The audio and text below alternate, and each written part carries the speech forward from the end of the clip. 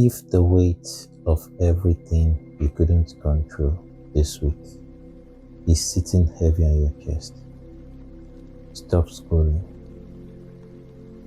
Let's take a slow breath together.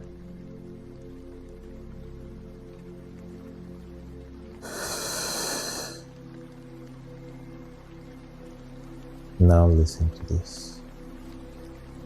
Psalms 55, verse 22.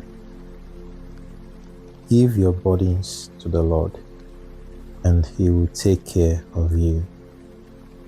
He will not permit the godly to sleep and fall.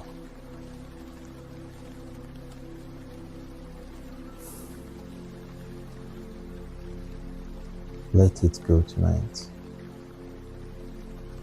I'll see you on Tuesday.